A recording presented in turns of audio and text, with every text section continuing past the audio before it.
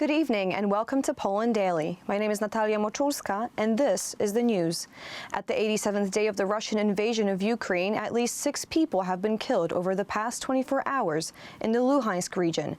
Russian forces continue to storm the area around Donetsk and Popasna in Luhansk region, and Russian command reports the attacks on military in Ukraine. Russia is persistent in gaining full control over Ukraine's Donetsk and Luhansk regions. It destroyed almost 50 civilian buildings in the cities of Lysychansk and Privila. 1 person was killed and 20 wounded by Russian shelling. It was real hell. Windows were smashed and debris flew everywhere. A nightmare. We bought a gas bottle to share with everyone. We cooked our meals together with our neighbors using the provisions gathered in the cellar. Humanitarian aid did not reach us and the shops had been destroyed at the beginning of the war. So we only used what we had gathered. It was very hard. We were terrified. We had to learn to live again. We did not understand what was happening. In the Rivne region, the Russian army has carried out a missile attack on military facilities. The military facility was hit in the Rivne region. The number of injured and material losses are being determined. The relevant services are working on the site. Russians are deporting the residents from Mariupol. The population is first sent to the so-called filtration camp. According to spokesperson Ludmila Denisova, 1 million people were already deported from Ukraine to Russia. Petro Andrushchenko, the deputy mayor of Mariupol, informed about the situation. For the first time, we can witness a deportation. Metro area. They set up buses and announced evacuations. Already at the entrance to the bus, they informed that it is going to Bezymenne village in the Novoazovsk region, and then to Russia. The aggressors have confirmed the complete takeover of the Azovstal plant. According to British intelligence, approximately 2,000 Ukrainian soldiers laid down their weapons. Ukraine's president confirmed that the prisoners of war will be exchanged. It all depends on the responsibility taken by the UN, Red Cross, and the Russian Federation, that the Ukrainian soldiers will be safe while expecting the exchange. Our intelligence services are negotiating this process, and it is close to finishing, especially the evacuation and exchange. Тобто на сьогодні, я думаю, так, закінчиться процес, яким керує. Ukrainian soldiers repel attacks in all directions, and the Russian side is losing both men and equipment. The general staff of the Ukrainian army informs that Russians so far lost 28,850 soldiers, 1,278 tanks, 93 anti-aircraft systems, and 204 aircraft. Ukrainian President Volodymyr Zelensky said Ukraine is discussing security guarantees with its foreign partners. He is still convinced that peace talks are to be conducted with Vladimir Putin. In Krasnik, southeastern Poland, new soldiers of the 2nd Lublin Territorial Defense Brigade took oath with the presence of Mariusz Błaszczak, Minister of National Defense. This marks the inauguration of the recruitment campaign for voluntary basic military service. This form of serving is made possible by the recently passed Act on the Homeland Defense.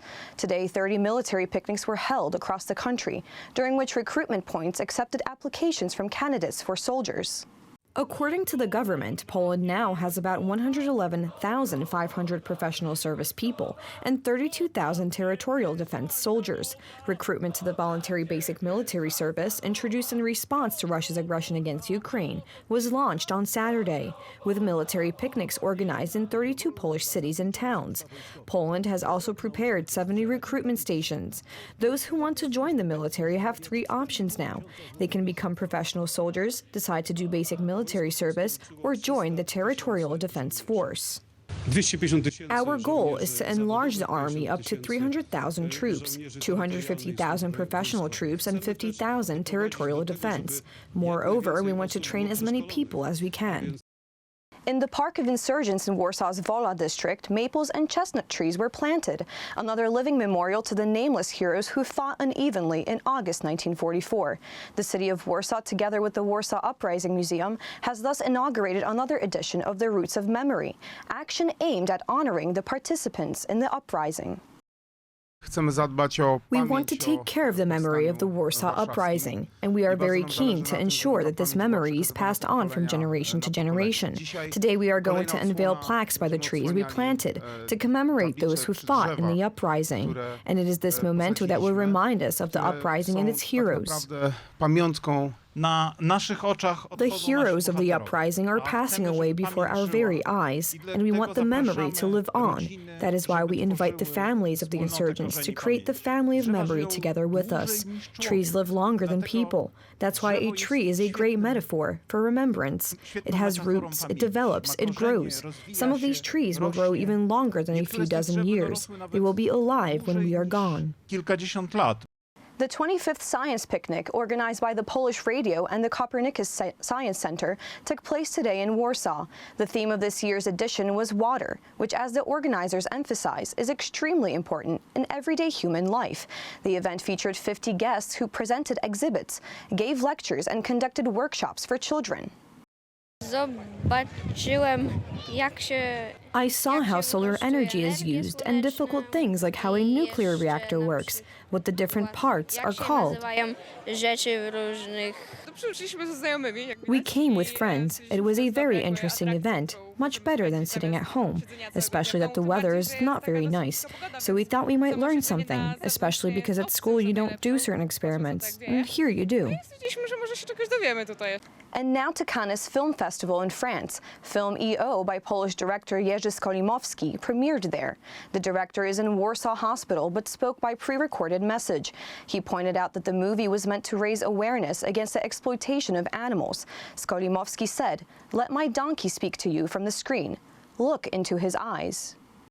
His message was played out during a press conference held a day after his film premiered on Thursday, May 19th at the Cannes Film Festival. Za bardzo się cieszyłem na to Cannes. I was looking forward to Cannes too much. I've only slept 2 or 3 hours a night in the last few weeks.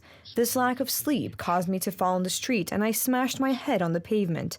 An ambulance was called. The ambulance arrived almost immediately, and so I find myself here in the hospital in Warsaw when E.O. is shown here in Cannes. I would like this film to reach as many people's hearts and minds as possible. Let my donkey speak to you from the screen. Look into his eyes. And I protest against the industrial breeding of animals for meat. And I protest against breeding animals for fur, for ladies.